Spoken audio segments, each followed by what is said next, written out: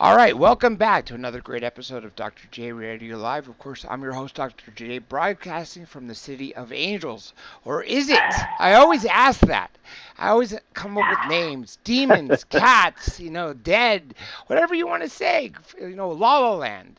And of course, our guests will be able to tell maybe some options. Now, another thing is this is probably the first time that I'm doing an interview with a fire about 10, maybe 15 miles from me. But it is blowing my way, but fortunately it's not here. So, as I created a new phrase earlier with our guest, knock on good. So, with that being said, I'm going to bring our guest on, the one and only Mr. Richard Martini. Richard, welcome to the show. Dr. J, how's it going? City I'm... of Angels, that's right. And knock on good. I just think that is one of the coolest things I've unique, ever right? heard. Yeah. I love it. I wish I'd said it. Well, you inspired me. How about that? Well, put it this way. I'm the one who heard it. Yeah, there you go. Works for me. Yeah. I had a great talk with you leading up to this, and I wrote a few things down. But before even we get into that, I wanted you to give the definition of consciousness, because at least when I was going to school, this is something that really wasn't talked about in 18 years ago, 20 years ago, as probably as much as now. Dr. J, let me ask you: does your audience know me at all? Should I give them a little I'm thumbnail sure they preview? know you. I see people here already that do know you. That's for a fact. They go way back with me. You could actually go. You know what? For good sake. Well, I mean, look, before I listen, because it does sound really pretentious for some film guy from Chicago who happens to live in Santa Monica to suddenly go, well, yes, I understand consciousness. Let me explain it to you. Okay, let's go into the background, because you're right. It's important. You're not just an author. You're not just a movie maker. Yeah, no, I'll just give you like a thumbnail sketch. No, so I'm, like I said, I'm a filmmaker. I came out here. I went to USC Film School. I went to work for the screenwriter Robert Town. And while I was in a screenwriting class at SC, I met this actress, Luana Anders. We became close friends. We ended up moving in together, boyfriend and girlfriend for about 10 years, and then split up, but then 10 more years of like best friends. And so when she checked off the planet in 1996, I was devastated, but she started showing up in dreams and visions, and I could hear her voice. Very strange. I wasn't a guy who sort of, dealt in that world, but she was giving me new information from wherever she was. And so at some point I started to wonder, well, if she can come visit me, how do I go to visit her? I had an out-of-body experience where I felt myself traveling through deep space, fully aware, fully conscious, fully up on what was happening, and I found her. And when I got to her, it was like she looked at me and said, without moving her lips, "You were looking for me, and this is where I am." And I traveled way through deep space. At that moment, some truck driver outside my window in Manhattan honked his horn, and it was like I was yanked like a rubber band back to my body, and I sat up in my bed, and I went, okay, what was that about? And that put me into this rabbit hole where I started to try to figure out, well, who was she? She was an actress. She was in all these movies.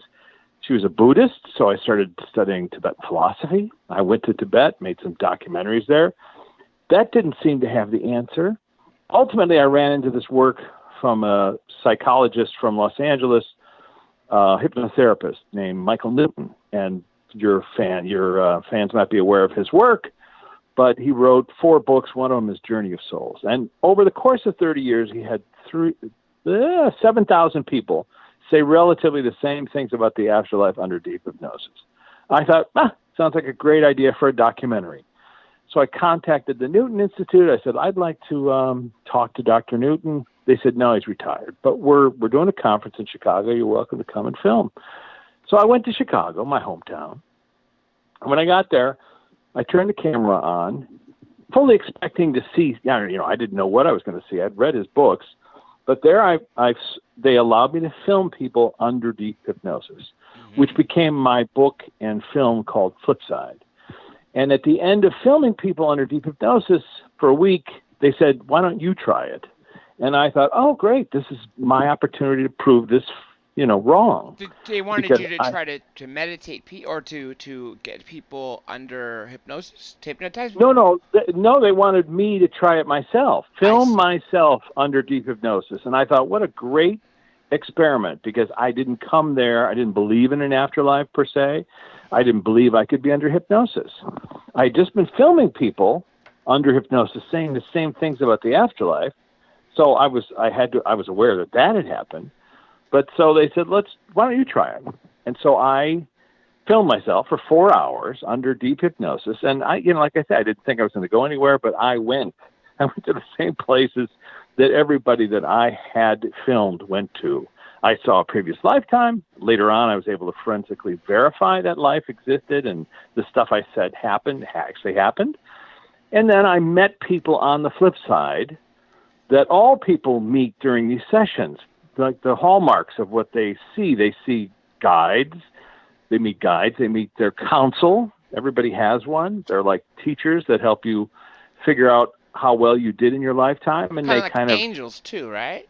Some people say like that. yes, but the thing about syntax, stuff, words, city of angels. I mean, the word angel itself, as we know, right, throughout human history, people would say, and you can argue with people and say, well, there's no such thing as angels. And they'll tell you, well, no, I saw one. I actually saw an angel. I saw a person with wings. I've interviewed a number of people who've seen angels. But in this research, they started showing up. So people under deep hypnosis are like talking to a council.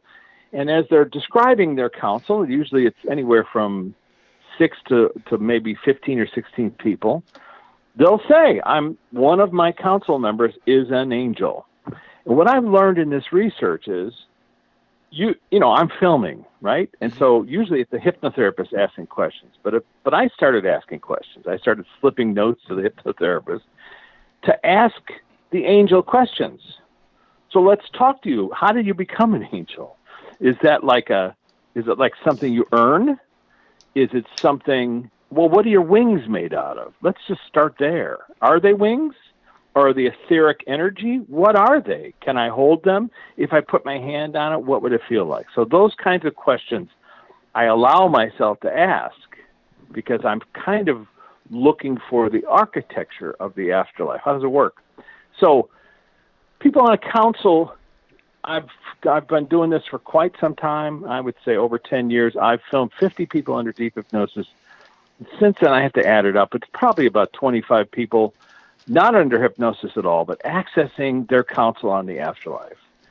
I casually mentioned it to you earlier. I did a session with Heather Wade over the radio, and during her, this is right after, this was like 2 years ago, she contacted me about doing her radio show, and we, on air, visited her counsel. Something she's never heard of and never done before. I did it with Dr. Drew. If you Google my name, Rich Martini, and Dr. Drew, you'll find like a 15, 20-minute segment out of a show, what I was doing live on camera. Cool. Really, with him. I took Dr. Drew, and he's a skeptic. It doesn't believe in afterlife. Yeah, I know that. Yeah. I took him to meet his counsel. And I got to say, at some point, I said, so Drew, can we talk to your guide? And he was like, okay, I don't know what that is. I said, well, your guide knows what that is. So can we talk to a guide? Is it a male or a female? He described his guide. And I said, so let me ask your guide a question. I was trying to skip down because we didn't have a lot of time. I said, can you walk Drew into his visit with his counsel? And Drew said, what's my counsel? And I said, I wasn't talking to you. I was talking to your guide. And then he said, okay, well, we're inside a room. There's, 12 people in here. And then he starts identifying each person. I have him go up and talk to him. He's doing the interviewing. I'm not, I ask leading questions, but I'm not seeing what he's seeing. He's just reporting. Mm-hmm. I'm seeing a woman dressed like a pilgrim. Well, so why is she dressed like a pilgrim? Let's ask her. Can you ask her that directly? And then she says, well, I represent history. I represent all the history of Dr. Drew's lifetimes. Stuff like that. So that's what I've been doing, which is kind of mapping the architecture of the universe. So now that includes consciousness. So how does that include consciousness? Well, here's what people say under deep hypnosis. And again, I've filmed 50 people under deep hypnosis and then a whole bunch not. Dr. Helen Wambach discovered her research in the 1970s, about 10 years before Michael Newton. She had 2,000 people that she did clinical studies with, talking about past lives, why did they choose their lives, et cetera, et cetera. Dr. Newton, not Dr. Newton, sorry, he's a hypnotherapist, Michael Newton, he had, over the course of his career, about 30 years, he had 7,000 clients. So do they all say the same thing about consciousness? Relatively, yes. And it's this, that prior to coming to an incarnation, we exist, we're alive. With that word live, dead, it's kind of useless, because we exist prior to coming here, and we sort of work out, map out who we're going to be. And we do that roughly, the sort of the way I liken it to an improv. You know, you're going to go on stage and you're going to play the role of a doctor, and you're going to play the role of his, whatever, his assistant, and you two are going to meet. And you give somebody a 3x5 card, and all they know is that they're supposed to meet. They just don't know how it's going to get there. Same kind of a thing, where we choose who our parents are going to be. We only bring about a third of our conscious energy. The reason I say a third is because in all the cases that Michael Newton had, he'd ask, how much of your energy or soul's energy did you bring to this lifetime? And they'll say anywhere from 20 to 40%, roughly a third. So some of the fears, maybe, is that why some people are born with, say, a fear of water or fire or something like that? Well, hang on. Before we get to the fears, so here's a person bringing a third of their conscious energy to a lifetime. Where's the other 2/3? You see? Yes. That's the question. That's right. And the other 2/3 is always back home. Home is the word that people under deep hypnosis use to describe the afterlife. They call it home. You ask people, okay, you just remembered a lifetime where you died in the Civil War. What happened after that? And they'll say, I went home. And when I first heard it, I thought, what do they mean? Poughkeepsie? I mean, what does that mean? Home? Is it from this life or from the life in the Civil War? No, it's neither. It's the home where we started at. So back home, your 2/3 energy is always there, or maybe it's incarnating somewhere else. It's possible, but normally it's always back there. So that's why when somebody has a near-death event and they see Uncle Pete on the flip side, but Uncle Pete's alive, and they're like, but I saw him, over there, it's because they saw the 2/3 portion of him. And often they describe it as like not completely there, kind of you can see through the person a little bit. Anyways, when you get back home, so when the play's over, while you're here, you're semi-conscious. You're not aware of all this stuff. And then when you leave here, when the body fails, the consciousness that was here goes home and reconnects with the other 2/3. And at that point, you remember all of your lifetimes, which may have included drowning a number of times. And then you realize, that's why I've had that terrible fear of water my whole life, because I drowned, back in 1820 or, whatever that is. So, yes, you can address phobias by doing deep hypnosis, by asking, what's the source? Now, the source might be this lifetime. It might have been your brother held you into the bathtub or something, whatever. It's possible, but it's also possible that the reason your brother held you under the tub is because you did it to him, in a previous lifetime. All right? Sorry to laugh, but, that is what is in the research. And I'm fond of saying this is not my opinion, this is not a theory, and this is not my belief. These are just data.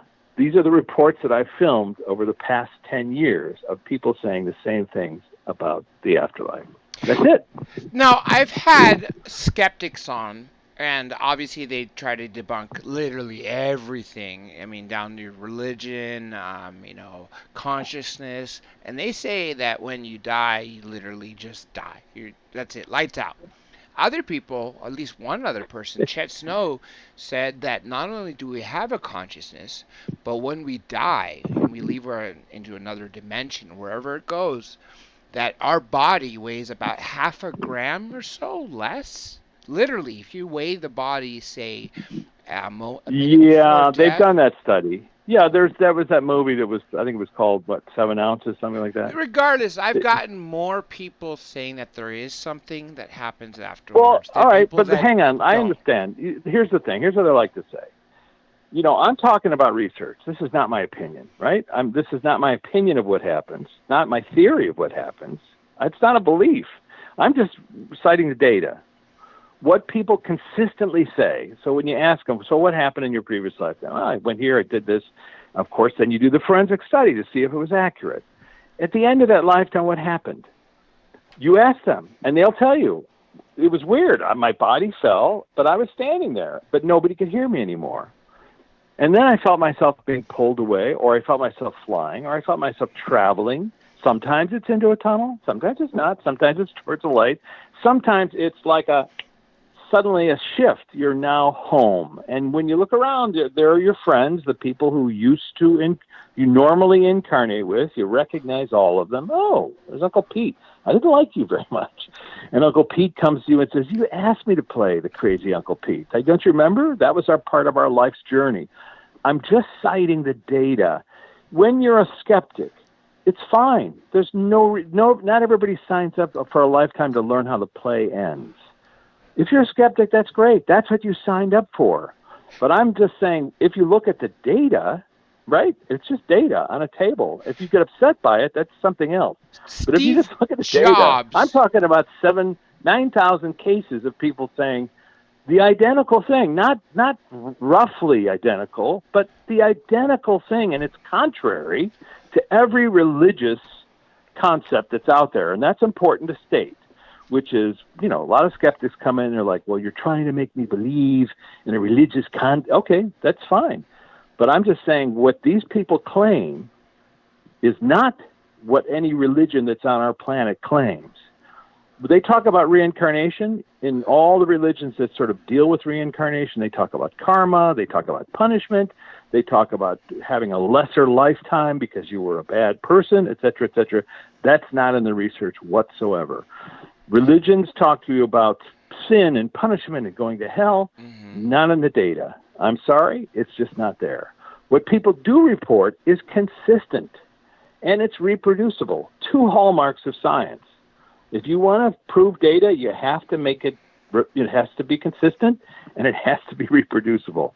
And many people have shown that this is the case. So I can take any skeptic, and if he or she sits down and examines this, perhaps through hypnotherapy, it's one way to do it, they can go into the hypnotherapist saying the whole way, I'm not going to go anywhere. I'm not going to see anything. And then boom, they're remembering, detailed, forensically verifiable details of a previous lifetime.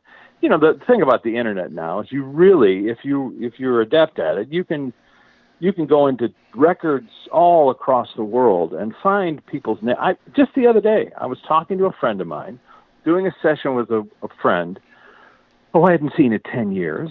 She had read some of my posts, let's say, and she said, I have some posts at richmartini.com. She said, I want to try a session. I'm like, okay, well, let's just have coffee and see where we go. And while we did that, and I asked her questions about a particular event, a memory that she had, we suddenly were in Avignon in 1726, and she's remembering, over coffee, being a Benedictine nun. Wow. And I'm like, have you ever been to Avignon? Have you ever been, do you know any nuns? No, she's never been there. She gives me this woman's name, Sertine, Sertine. She then draws a map, because I'm like, where are you in this memory? She's like, well, I'm sitting by the pond, and, I said, well, draw it for me. So she draws a map of the convent. And after the session, we go and talk to her counsel. We ask a lot of questions. It's fascinating stuff. But then I go and do the forensic research, and I kid you not, I found a genealogy site in France that listed this woman, Sertine, born in 1720, and how she became a Benedictine nun.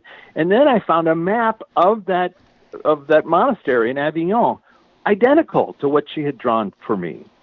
So it appears that memories of previous lifetimes are like holograms.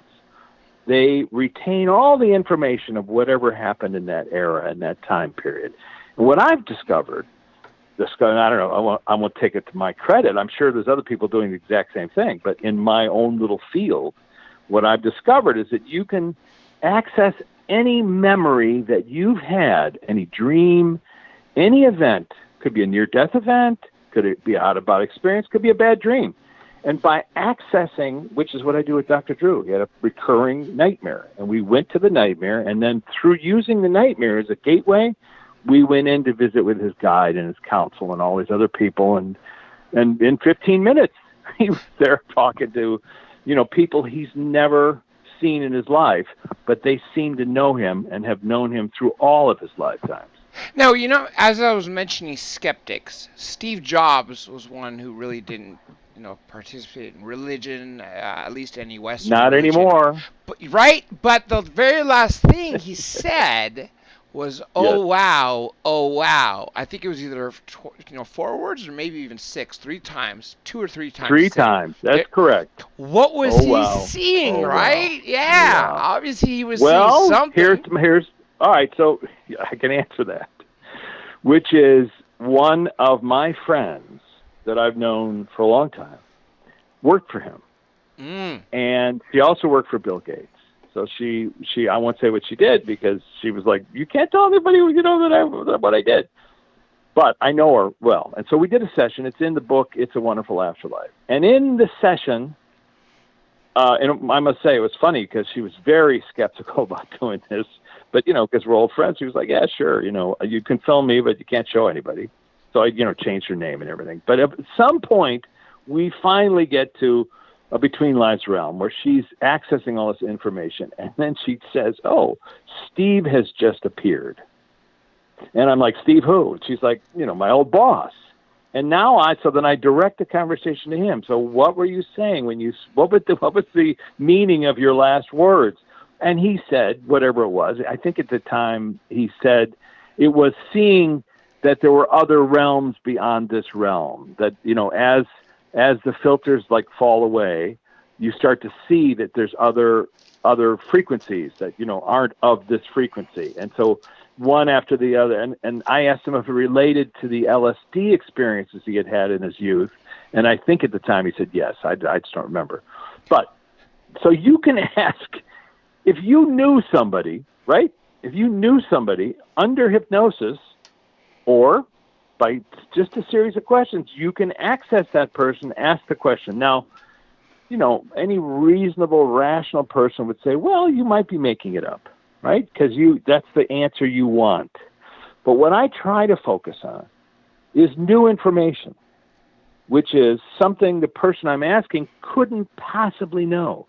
And only the person who's answering could know. So you can ask Steve Jobs, who was there to greet you when you crossed over? There's no human being who knows the answer to that. But Steve knows the answer to that. You see?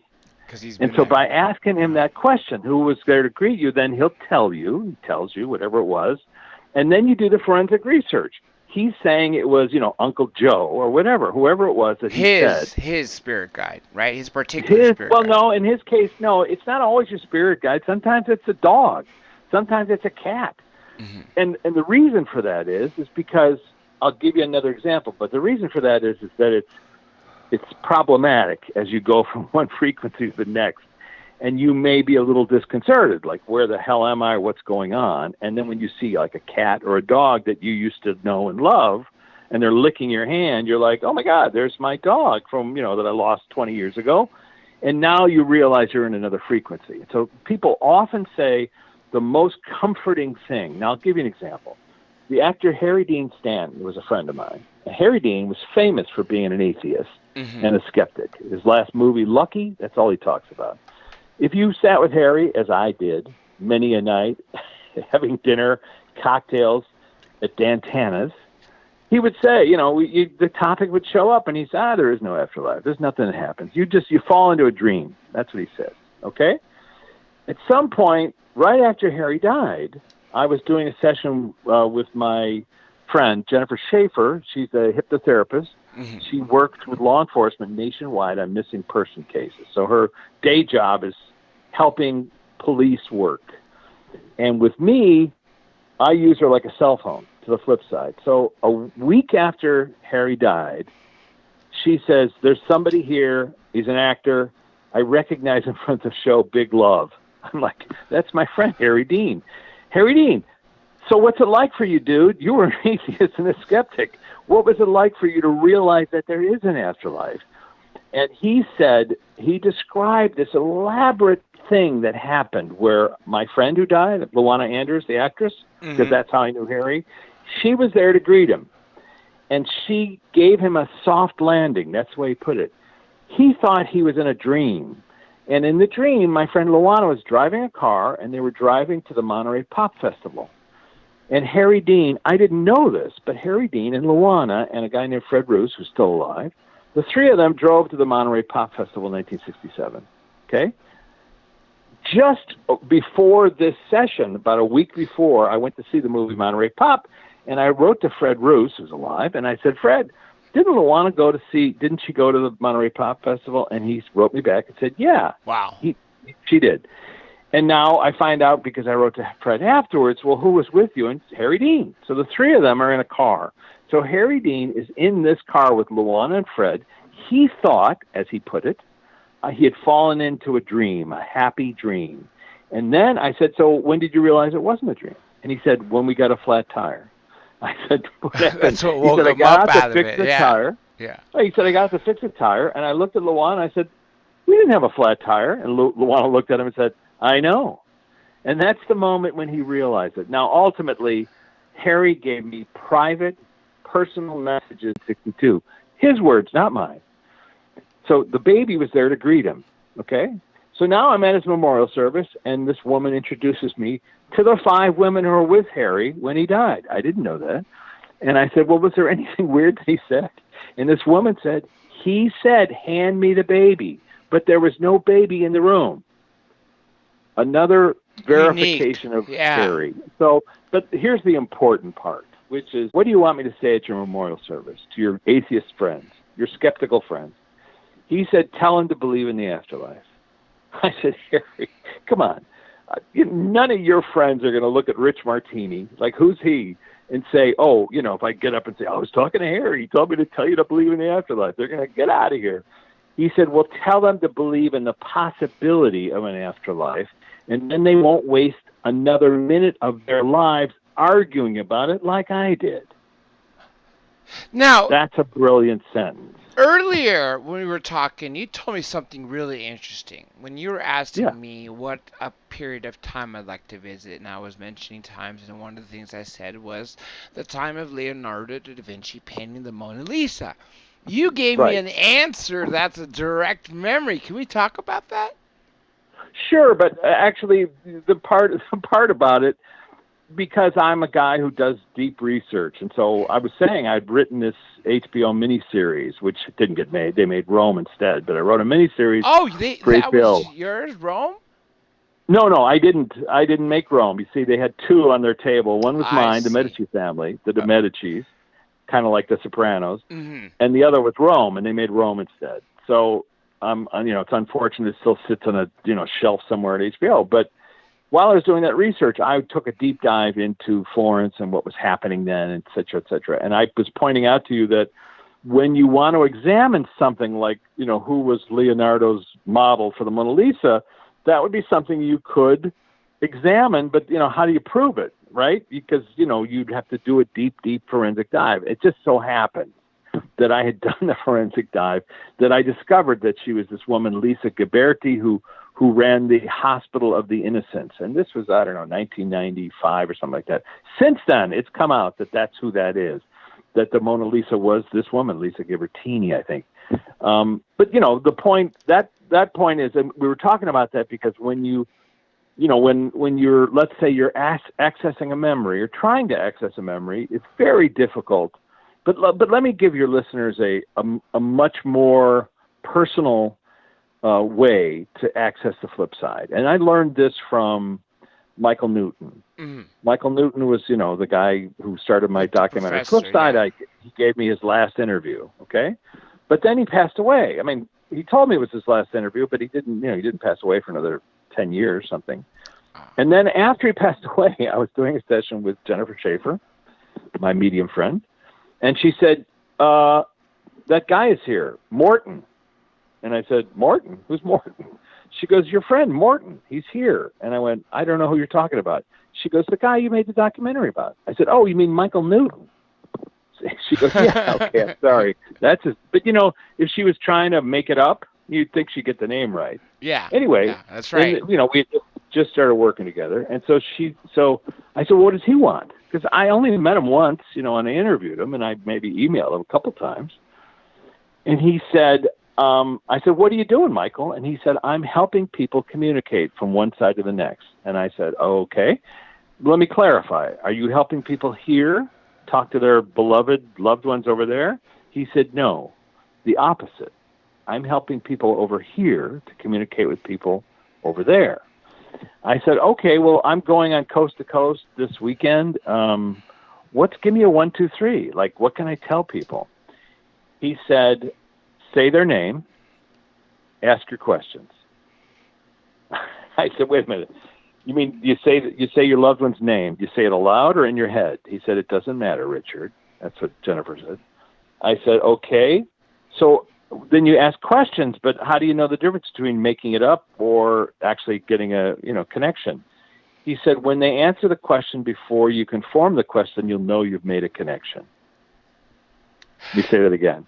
When you hear an answer before you can ask the question, you'll know you've made a connection. So this is the 1, 2, 3 which I tell people. It's in my book, Backstage Pass to the Flip Side. Very simple. Take a photograph of a loved one that you want to communicate with. Just set it in front of you. You can do it in your mind, but a photograph kind of helps because you can actually see them. They're happy. You can maybe hear their voice. Think about who took the picture, what the weather was like. Just focus on it. It's like you're meditating on that photograph. And then in your mind's eye, have them sit across from you as they were dressed in the photograph in a happy, whatever that is, so it's easy to visualize. In your mind's eye, ask them if it's okay to ask questions. And what you do is you say, look, if I can't hear you, if you speak, that's great. But if I can't hear you, just nod, yes, shake your head, no, or shrug, like I don't know. And then ask some simple questions, like, is it okay for me to talk to you? Are you okay? Where are you, right? Well, where are you was a little more complex, right? We're trying to get yes, no, or I don't know, right? Yeah. So you just make it simple. And then, because, listen, when you ask where are you, they always answer, I'm here. If you ask how are you, they always answer, I'm fine. How are you? Because they are here. You know what I mean? You've asked them to come. That's right. They're like visiting you. Like, yeah, and they're looking at you like, why are you asking that stupid question? You know where I am. I'm right here. So anyway, then I say ask questions that are a little more complex that you don't know the answer to. Who was there to greet you when you crossed over? Who are you hanging out with? What do you miss about being on the planet? They're non-denominational questions. They're not about you. Why haven't you given me more money, man? They're not about you. They're about them. What was your journey like? You see? So by asking those questions, so the other day I got an email from a scientist who was reading my answers on Quora. Somehow I'm answering questions on Quora. Yes. And this guy, the scientist in England, said, I'm very skeptical, and I thought I would try your technique to see what would happen. So I imagined my mother, and I sat with her for about 10 minutes before I said anything. In my mind's eye, I just pictured her, like looking at her, very, detailed. And then I said, so who was there to greet you when you crossed over? And she replied. You could hear her, and she said, Hugh Nestle. And this guy was like, wait a minute, I just heard a name. Who the heck is Hugh Nestle? So he wrote it down. Then he wrote his sister, who's like the keeper of family secrets. And what? He said, do you know who Hugh Nestle was? And she wrote back and said, it's your great-grandfather, dummy. That was her grandfather on her mother's side. She knew who Hugh Nestle was, but the son did not. And it was new information, you see? So it wasn't in his conscious mind. He couldn't know Hugh Nestle, but his mother does. So that's how you. And so what I'm saying is something even a little bit more fun than that, which is, let's say you got a list of 10 questions. Yes. What are you doing over there? Like, who are you hanging out with? What's daily life like, or something like that, right? Yeah, or if there is a day. Exactly. Yeah. But when you get to an answer, like you hear the answer before you're going to say, so what do you? And you hear golf. And so you're like, golf? I was going to ask you, what are you doing over there? Is And so that then I because our Googled it. thought is so fast that even before we have time to form that question into verbs or questions, or That would be great, but integrate in our but mind, and it just instantly, well, asked that and would be answered? great. But okay, that would be great if you were thinking that they were going to say golf. And of course, people do go, "Oh, that's what they would have said." But when they say something like golf, and your relative never golfed in their life, then you have to ask. Then you have to then go to the next question: golf? Who are you golfing with? And they'll show you. And then you say, "Oh, that's weird. How do you listen? I've been doing this a long time. I ask detailed questions. So how do you create a golf course? What's the construct?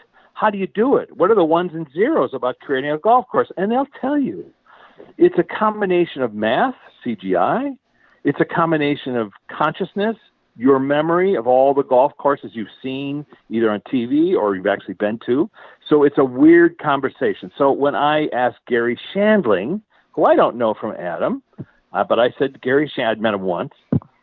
I said, "Gary, what are you doing over there?" He said, "Playing golf." Now, I have no idea if Gary Shandling played golf. But I said, "So how many holes do you play? Like, is it like is it a 9 long or game, 18, right? yeah, that's Is right. it 36? I said, "Do you play 36? And he said, "No, 2. The tees are very far apart." Wow. But again, a unique That's answer. hilarious. Yeah. That's not, the medium could never craft that joke, ever, to save her life. Never. But it's a funny joke. I didn't say it. The medium said it. I'm asking Gary. Of course, Gary not only talked about his brother who had died when he was a young boy, about him greeting him when he crossed over. He talked a lot of stuff that I could forensically prove beyond a shadow of a doubt. So that's what I focus on. And it's okay for a person to do the skeptical dance, the two-step. It's fine. Again, not everybody, these are not the droids you're looking for. That's not the lifetime they signed up to. They want to be skeptical. They don't want to believe. But here's what I want to say, which is when your loved one passes away, the first thing they do is turn to you and say, "I'm alive." And you ignore them. You act like you can't hear them. The light goes on. You go, oh my gosh, I think that was Uncle Pete. Oh my God, that scared me. You smell the cigar smoke they used to smoke. And then you go, "Oh my God, that's creepy. I'm creeped out. I'm losing my mind." This is what people do. They're in such denial. And all I can tell you is consistently people on the flip side say, it's really annoying. It's like standing on a street corner and shouting, "I'm alive. I'm still alive. I'm still here. You're pretending like I don't exist." It's very annoying. And after a while, you give up. What's the point? You can only spend so many hours of a week, like just, or whatever, hours on the flip side, but you can only spend so much time just, yelling. And I'll tell you, I was doing a book talk in Orange County, and this young American woman came in a little bit late, sat down, and while I was talking about people who had committed suicide, whatever, people who had died young, on the flip side, they would then access, "Oh, I see, this was part of a longer plan. Like in 2 lifetimes from now, I'm going to become a doctor, and I needed to experience that kind of horrific trauma," or whatever. That's what they say. Okay, I'm just quoting. And this woman comes up to the coffee break and says, "I wandered into the wrong book talk. I was coming to see incest survivors. And how dare you say that my daughter's death was somehow planned?" And I sat her down and I said, coffee break. I sat her down and I said, "Well, let me ask you, if I can, has she ever come to visit you?" She said, "Sometimes I smell her." I said, "Well, think about how hard it is for her to create that smell so that you can smell that perfume. I mean, she's got to hit the engrams that are in your brain that remember a smell. And then for you to deny it and to get upset about it, would she want you to go through the rest of your life so angry?" And she said, By "I don't reminding know." you, right? Yeah, they're reminding you. So the next book talk, this woman showed up, and there she was with a copy of Flipside.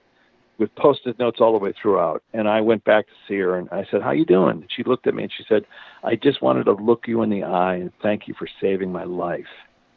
Because at that point, she was so consumed with rage and anger about what happened to her child, and I don't blame her. But to show her that sometimes these weird things that happen to us, where they show us that they still exist, that means that we have to speak of them in present tense. We have to understand that just because we only have 1/3 of their consciousness doesn't mean that they do. Just because we can't see them doesn't mean that they're complete, full, interesting, unusual cats who've shown up to try to do their best to let you know that they still exist. There's a question in the chat here already for you. This is from 9 Lives. Yes. Word for word, I'm going to read it. So reincarnation is real to you? Do we spread out across the cosmos? Well, let me address that, the syntax of that thing. Reincarnation is not real to me. It's real in the data. So if we look at the data of reincarnation, where is the data? Well, Ian Stevenson, the University of Virginia, spent 30 reincarnation cases, peer-reviewed studies, science. Then there's 2 students of his, Carol Bowman wrote Children's Past Lives, Dr. Jim Tucker, who I've met, I've been both of them. He wrote Return to Life. He has 1,500 cases with forensic evidence of people who recall previous lifetimes that he was able to examine from a scientific level. So there's that, plus all the research I was talking about where people recall. So what I'm trying to say is it's not my belief or opinion or theory that reincarnation exists. It's just kind of like how water works. You know, you try to kill a drop of water, you can't kill it. It just transforms into something else. Heat it up, it goes somewhere else. Freeze it, turns into something else, you see? So consciousness is a little bit like that, water. You know, every drop of water that's ever been on the planet is still here. Dinosaurs drank the same water you're drinking. That's still the water, yeah. Okay, so look, that's actually interesting. Metaphor. You brought up dinosaurs. All right, well, wait. Let's just finish this thing. So, do we spread out over the cosmos? Again, what the data shows is that we choose our lifetime. So, if somebody checked off the planet, goes back home, and don't forget, when you arrive here, you don't arrive here solo. It's not like you're an orphan dropped by a stork. You need parents. You have family. You have people that populate your world. You run into them during the course of your lifetime. These are all people that when you get back home, you see your soul group, anywhere from 3 to 25 people usually. These are people who agreed to sign up to participate. So they're all there. Remember when I gave you that lift, that gave you the ride to meet your wife? That kind of stuff. You meet them. They're all participating. So when you get back home, you realize you didn't just come here on your own. You fulfilled many, many, many contracts. You helped other people. So if you then say, look, I don't want to come back to Earth. I'm sick of Earth. Earth bugs me. Your friends are going to say, well, wait a minute. We got stuff we got to do back there. You can say, I don't want to go back. I want to go somewhere else, another planet. Can I do that? And you talk to your guides and you say, look, guides, I really would like to go to another planet. Now, let me just tell you, in the course of this research, I have met dozens of people who, under hypnosis or not, recall lifetimes on other planets. In Michael Newton's research, 10% of his clients over the course of 30 years, 7,000 people, so that's 700 people, recalled lifetimes on other planets. The number now, according to Pete Smith, the current president of the Newton Institute, is 30%. So 3 out of 10 people that go into a Newton Institute trained hypnotherapist, and they have a searchable database on their website, so you can find one near you. 3 out of 10 people go in there and recall living somewhere else on another planet. And some of them claim that the other planet is much cooler, much hipper, much more fun. But the reason you choose to incarnate here is because, and this is the quote, you can learn more from one day of tragedy and a spiritual level than you can from 5,000 years on some boring planet. Because that's one tragedy has been tested, right? Well, whatever. Because tragedy brings out courage. It brings out compassion. tragedy brings out all the emotions that are human, that we experience here. A day of tragedy allows you to experience things on a very visceral, a very heightened level. So let's just, the very first person I filmed was a woman who recalled dying in Auschwitz. So when I told you I went to Chicago to film this session, and now I set up my camera, and there's this room of 100 people, and a hypnotherapist volunteers to do a session, on camera, so that we can show everybody what happens.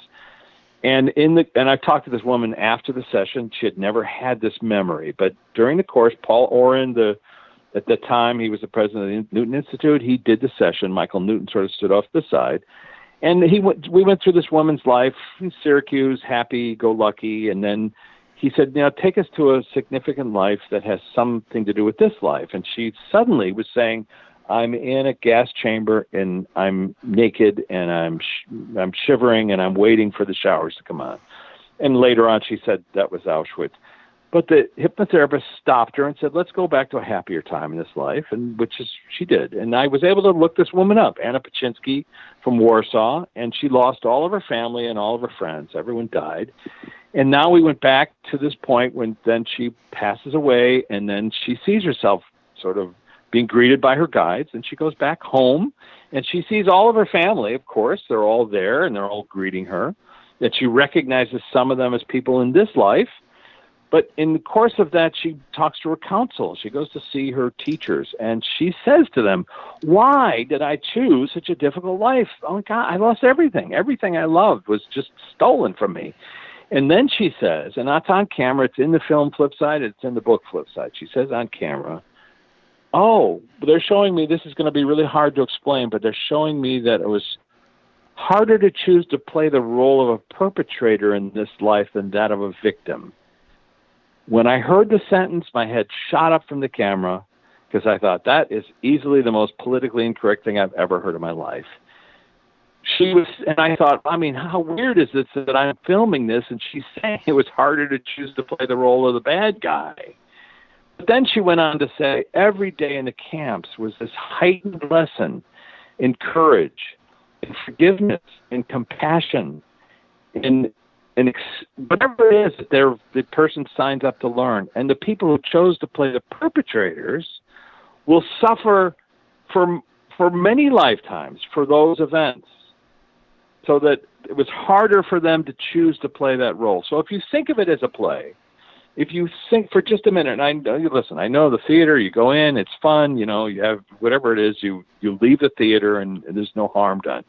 But this is a play where on stage, the people who play bad guys, who've agreed to play the bad guy, they've been cast in the role as the bad guy. And, actors will always say, I want to play the bad guy because they're more interesting. There are people who play the good guy, the good people. I think more than half would want to at that point, right? Well, you would think it would be hard to, but got to remember, when the play's done, when the curtain falls, you put your props down, you put your costumes down, you come off stage, you go home. And when you get back home, everybody's high-fiving and saying, oh, my God, you were so cruel as Uncle Pete. But you were great because, I know you played that to the hilt, but, maybe a little over the top there. That's what people report, that it is a play. You could call it a classroom. My wife doesn't like when I say play because it seems like I'm dismissing it. But no, people sign up for really difficult lifetimes that I could not.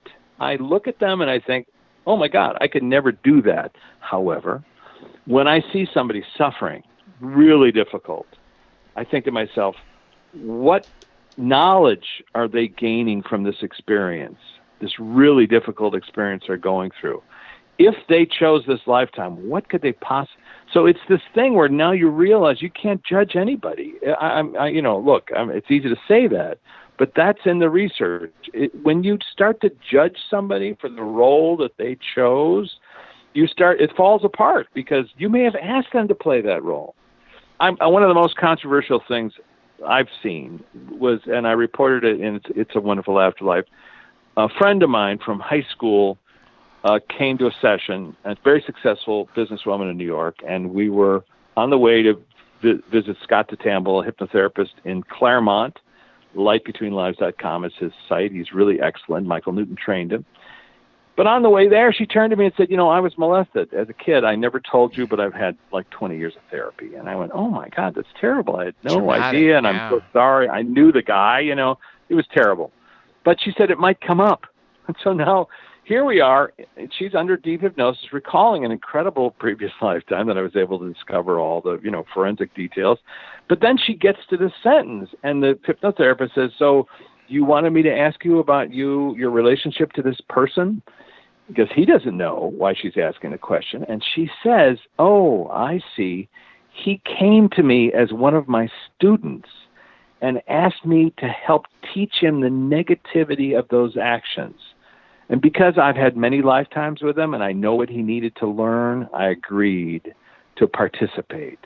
Not that she accepted it for any other reason other than what a teacher might help a student learn a very difficult lesson. And as she said to me as we were driving away at the end, she went, 20 years of therapy just disappeared because she had realized that she had agreed to learn that. 20 years in versus one session here, literally. There are two more lined up here for you. Let me take them in order so I don't make them wait. Metalhead, how do you know when your spirit's guide contact you? There's a doorbell. Just kidding. How do you know when your spirit? Right? How do you know? Well, I can tell you this, and this is important to hear. So I'm filming these sessions, right? And we get to a point where we're talking to the guides. We're talking to sometimes the spirit guide, the one person who watches over all your lives, and then sometimes we're talking to councils. And I ask the question, so why are you allowing this person to access this information? Why are you guys letting, my friend here or this stranger I've just met access this profound information? And they say, and they've said it consistently, to make them realize they're never alone. To make them realize that we are tethered. That was a word I heard recently. We're always connected. We're tethered to them. So let's just start there. If what they're saying is accurate, your guide is always tethered to you. Interesting. So now how do you access your guide? Well, and especially when you need information, like, please help me with this thing. This terrible thing's happening to me. How do I get over this? If you can meditate on it, right? Meditation's a great way to clear your mind, to turn off the cacophony of what's going on in the world. Yeah. Focus on something happy. Focus on maybe a place that you love, your favorite place on the planet. And then in your mind's eye, just say, I would like my guide, whoever that is, to come forward and sort of sit with me. And now just allow your mind to roam. And of course, you may be making it up, but that's okay. You allow yourself to see either a male or a female, neither or both. I always ask that question when you see your guide. Who is it? Are they a male, female? Sometimes people will say it's a light. Try to examine what the thing looks like. Does it look like my grandmother? Does it look like somebody you know? What are they dressed as? Or is it a light? What color is the light? That's interesting. And if it's a light, then you sort of ask the light to come closer so that you can feel it or put your hand near it so you can have a sensation. And the thing what I do in these sessions, and I've seen this in hypnotherapy sessions, and the sessions I'm talking about, people are not under hypnosis. I've heard the hypnotherapist say, can you put a sensation in their body that's unique to you so that when they feel that, could be something like tingling in your toes, or I've heard one person say, I felt like my heart was being squeezed. Whatever it is, it comes to mind. It could be your subconscious talking. It's fine. It's okay. When that sensation happens, realize your guide is trying to reach out to you. So that's a way for you to set up like a bat signal. I need to talk to my guide. Boop, I'm going to send out that signal. Focus on that kind of whatever that is, that warm emotion. If you're stressed, it's very difficult, of course, because you're stressed and it's hard to go through all the frequencies that have to be. So this is one other thing, just really quickly. My wife had a dream where my friend Luana, who had passed away in 1996, came to her and said, she was worried about our daughter was sick and, was she going to be able to fly the next day? And so Luana came and said, your daughter's going to be fine. Don't worry about it. She's fine. And then, but my wife said, how can you be here? You died 20 years ago. And Luana said, think of 11:11. We meet at the decimals. And the next morning, my wife said, I don't know what that meant. I said, well, I think I do, because my dad and my wife's dad, both architects. When you draw an 11 on a line, that signifies a hallway. So if you think of, look, analog clocks, nobody ran around saying, look, it's 11 minutes after 11. But now when you look at an analog clock and you see 11:11 and then a decimal right in the middle, think of the left side as a hallway and the right side is another hallway. And on the left side, your loved one on the flip side is radiating a frequency that you don't understand. It's much faster or higher than you could imagine. They have to slow themselves down in order to communicate.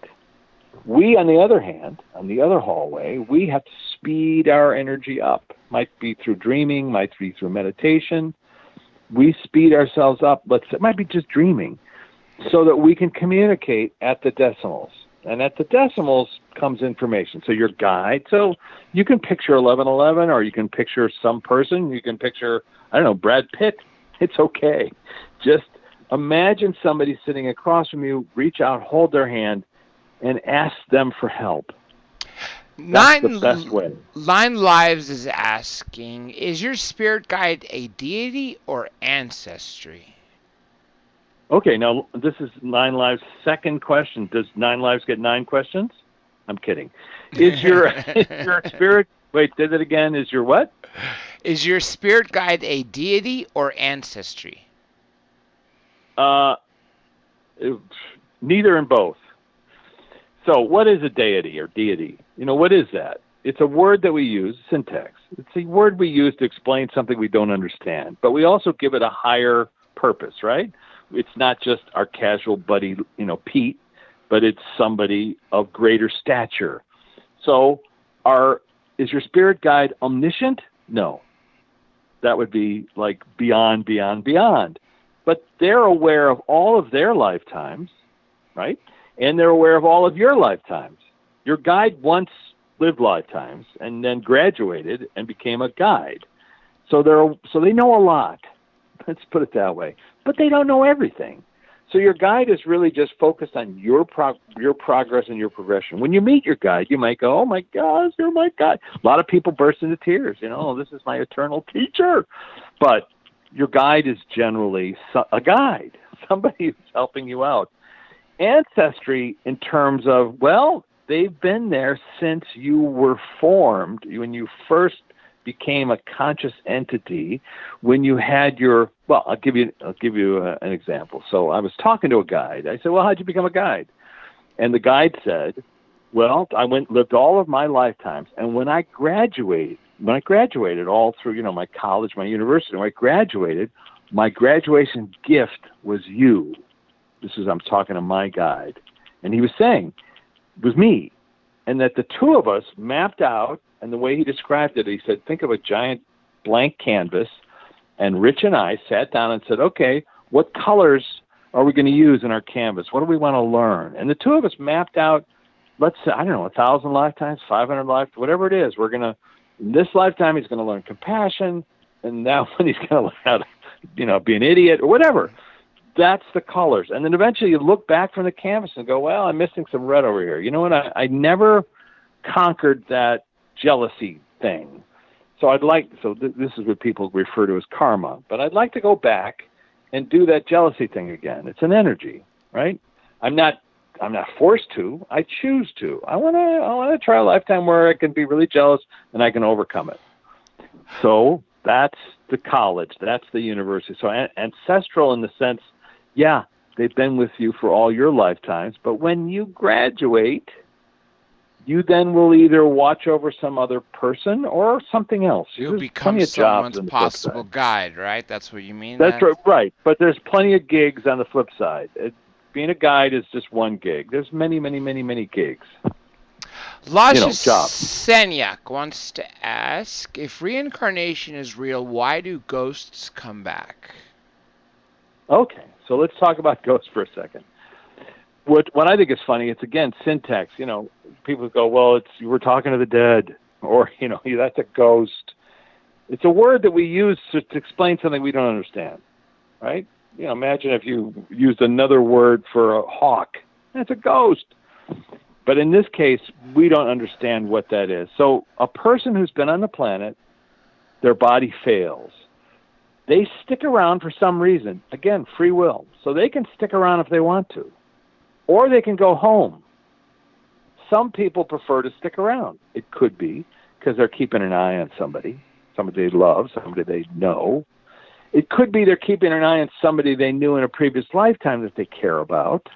So that's why you might not recognize them. Oh, there's an 18th century, Indian in my house, and I don't know what they're doing here. Well, then when you ask the Indian, what are you doing here? And they say, well, what are you doing here? I've known them. Or something. Yeah, right? no, I've known them for 15 lifetimes. That's why I'm here. So the point is, you can ask the quote-unquote ghost, what are you doing here? And 9 times out of 10, they'll tell you it's some event. Now, let's say that it's a ghost haunting a house. Yeah, I was going to say, it's not just people, property, so right? let's think about that for a second, right? Who was in the house first? You were the ghost. Well, the ghost was there first. So who's haunting the house? It's you. You've come to their space, taken over their space. They were happy just hanging out there, and now you're invading their space. Whatever. You got playing TV all the time, watching basketball, turning up the TV loud. Like, hey, keep it down. Ghosts were there first. So if you just start with that, then you can ask them, what are you doing here? Now, in my case, because of this research, I realized, I can talk to a ghost. I could say to the ghost, what are you doing here? This happened to me some years ago. I was staying at a friend's house in Connecticut, and every time we stayed there, lights would go on and off, and I'd hear somebody, and there would be like a weird negative energy in the room. And I mean, I'm not saying it doesn't exist, but this is obviously somebody. And both my wife and I had a feeling it was like some guy. Okay. And so one night I had this really profound dream where I saw this guy, and I said to him, what's your problem? What are you hanging out here for? And he showed me this really horrific scene of like bloody people everywhere. But I recognized it as a British, a garrison, and that this was like a hospital or, like a prison hospital, and people were dying, right, after a battle. So, I saw the uniform. Battle, you mean? Or like a battle? Well, a prison, prison/hospital. They were using the garrison, like a garrison has all kinds of rooms. And so I was obviously experiencing something, either people that were in hospital dying or, they just come from a battle. I realized I saw a lot of blood, and of course, if I could have been scared, that could have freaked me out. But then I did the forensic research, and it turned out the home I was in had been a garrison in the War of 1812. The British had camped there, and they had a fort there. So obviously this guy was from that fort. So the next time that I sensed him or, felt him around the room, I said, hey, listen, buddy, I don't mind. This is your place. I'm invading your space. But if you look around, you'll see a light. And that light, on the other side of it, is everyone who ever loved you and everyone you ever loved. And if you go beyond that light, you can always come back. But I'm just telling you, just go beyond the light. I'm telling them to go home without saying go home. I'm just saying, look, go check it out. Come on back if you don't want to go. And I kid you not, we weren't bothered by him for another year. A year went by, and I was back at the house, and I thought, I felt him in the room. And I felt, I'm going to sleep, and I'm like, there's somebody in there. Oh, he's back. Oh, geez. And it was him, but he was all dressed up. I saw a guy in my mind's eye, falling asleep, like in the, dressed in the 1800s, but like kind of those weird outfits they used to wear. But his hair was combed and he was shaved. And I kid you not, and I could be imagining it, but he said, I just came back to thank you. And I talked about this on Coast to Coast. 290 years later, literally 200 years later, 207. Yeah, but you're outside of time, bro. That's right. Once you're no longer on the planet, you're outside of time. So 200 years is like, actually, I asked a woman, she said she had a lifetime where she lived 25 years. And then when she got back home, it was like she had stepped out for a cigarette. She said it felt like 10 minutes had gone by. And so I've since asked that question quite frequently to people. Is this accurate?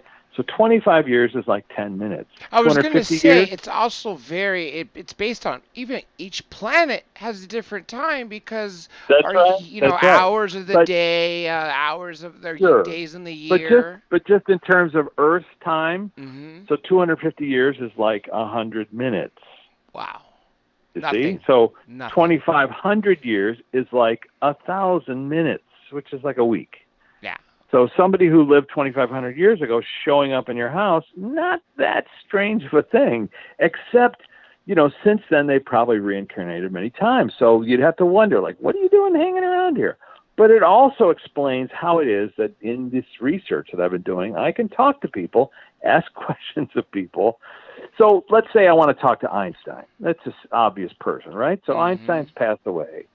So how do I access, even if he's reincarnated, how do I access the 2/3? I didn't know him. I don't know his frequency. I've seen his, speaking, so my ear knows his voice. But you can focus on, let's talk to Einstein. And you're now, of course, Einstein has had many lifetimes. So you're just picking one time frame. You're like a CD packet, which has all the time frame of that era. And now you can start to ask him questions. What was your journey like? Why did you do this? Why did you marry your cousin? Or whatever your questions are. But then you can go beyond his life and say, dude, how do we fix climate change? What's your opinion of how we can do that? And by asking those questions, which is part of the reason I do this research, I'm not equipped to understand what the answer is, but I know how to ask the questions. And I'm saying we should be doing this on a constant basis with scientists who used to be on the planet, not just me. Anybody can do it. Access the scientists and ask them, how do I fix this? How do we change this? I'll tell you, the most unusual answer I've gotten so far was from a tree. I was talking to somebody, and they were seeing, and this is consistent, they were seeing a forest in between lives, and they were saying, this is like a forest where I feel really healed here. It's like where I come to heal. And I started asking this question, well, what are the trees? Are they constructs? Are they energy? So they would go over. I'd say, go over there and hold on to that tree. Put your hand on the tree. And they would say, I feel an entity associated with the tree. When I first heard that, it was like, what? Yeah. And then I would say, can I speak directly to the entity? And they would say, yes. Now, here's what I've heard in so many sessions over the past 10 years. They say, humans used to be able to talk to us. They don't listen anymore. They say, we're all connected. All trees are connected. We all communicate with each other. We understand what we're doing. We consider humans like mud or insects. Ha! They're superior. And then ones. I said, so I'm asking, there's curmudgeon trees. So I'm asking this one tree. And I said, so how do we affect climate change? How can we help the planet? And the tree said, plant 1 trillion trees. And I said, what? What do you mean? How would that help? He said, tree. He said, because that would balance the oxygen on the planet. More oxygen would take more carbon out of the atmosphere, and it would cool the planet down to where it's supposed to be. You would balance the planet. So then I looked up, how many trees are there? It turns out there's, estimate, 3 trillion trees. So this tree is saying plant 1 trillion, right? Almost a third more, yeah. A third more. So now I look it up, and it turns out New Zealand's planting 1 billion. So that means we just need 1,000 places where people plant 1 billion trees, and we can solve climate change. I was they've always said trees are the lungs of the earth, right? Well, not only are they the lungs of the earth, they mirror your lungs. If you look at a lung on an X-ray, it's a tree, and it's inverted. I mean, it's exactly identical because, of course, you suck in oxygen and you release carbon, and that's exactly what trees do. They suck in carbon and release oxygen. So trees are literally our mirror image. They're the reason we're alive. They're the reason we can breathe. So now does it make any sense to kill a tree? No. Certainly if a tree falls over, right? Or if a tree dies or gets hit by lightning or whatever, or you paperboard or you create But something that's else. not Right, forestation, though. No, but I'm just saying, so it's such a simple, elegant answer. Plant a trillion trees. Okay, well, people will argue with you. People love to argue. Well, certain trees, they don't really give oxygen the way they're supposed to. And many trees can't live on blah, blah, blah. Which is all people just telling you. Just humans, mud, right? The insects are telling you why it's going to be hard to do that. But I'm telling you, the trees, they want us to plant a trillion of them. And I'm saying, how hard is that for us to do? It's not. It's not that freaking hard. When you first look at it, a 1 with 9 zeros out of it, is it 9? No, it's 12 zeros out of billion. It's 1,000 billion. It's just a staggering amount, and you broke it down. It takes 1,000 places to do. It doesn't look as bad when it's broken up into 1,000. Yeah. Well, if New Zealand can plant 1 billion trees by 2023, right? That's a lot. Yeah, well, India's doing it. India's already pledged like 750 million. And all these places, I don't know, how many countries are there on the planet? 200 and some, that's a start. 190 are in the UN, I believe, something like that. Yeah. So look, I'm not the only person saying plant 1 trillion trees, because you Google it, you'll find people are talking about it. But it's the first time I ever heard. And the person I was talking to, not under hypnosis, on Skype, person lives in Connecticut, we're talking to her counsel, and at some point she's like, I go to this place of healing, and I'm just asking questions, and she's answering. So she has no concept that 1 trillion trees are going to rebalance the planet. That's not from her. This is from somebody else. I don't know who else, but let's just allow that it's.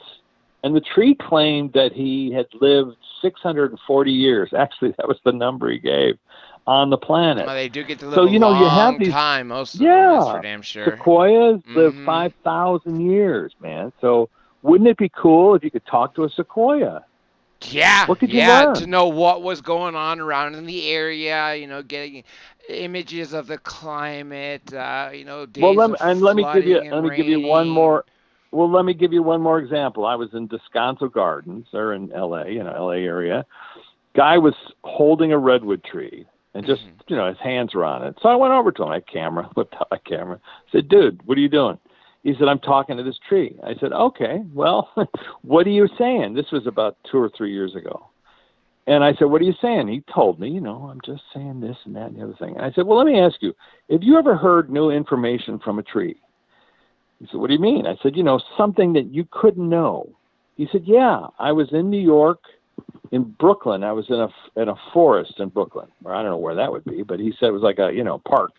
And he went over to these trees, and he said he put his hand on the tree and suddenly felt this rage, like super angry.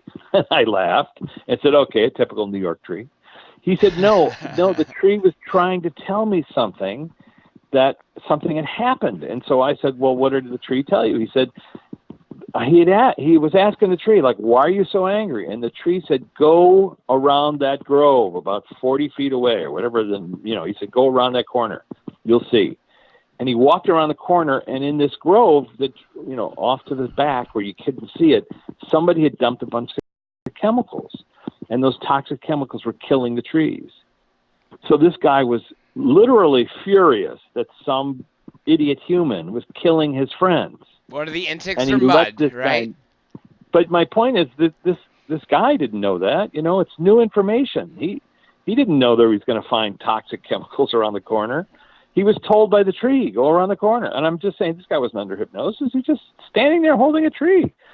Anyway, for any of us who've actually done this before, and I've after this research, I started doing it. When I go up to Muir Woods, I hold on to a tree, and I just allow myself. I'm talking to him. That would be hilarious. But I do feel something. I can feel like almost like an energetic thing that's moving from the earth upwards. I don't know what that means. I could be imagining it. I don't know. But hug a tree. There's a question that was written in about 15, a little over 15 minutes ago, but about a topic that I think is important to cover because it finally actually connects religions. Here it comes. Yeah. Does any of your research suggest any biblical connections? Well, yes and no. So when I first started this research, I realized everything that people were saying under hypnosis was contrary to what the Bible claimed, right? Story of Jesus, story of this, story of that, all those stories. It was contrary because what they were saying is that there's no hierarchy. When you get over to the flip side, there's no kingdom. The kingdom itself is just the flip side. So if you want to change the word kingdom to flip side, you can really understand it better. There's no hierarchy. Nobody is up ruling. There's nobody below. Old souls are just as important as young souls. And when you get back there, you see that everyone's equal. There's no celebrities. It's all equal. Okay, that's what the research shows. But then somewhere along the line, I was filming. This is for Flipside. And this is right. I was just about to put the film out and the book out.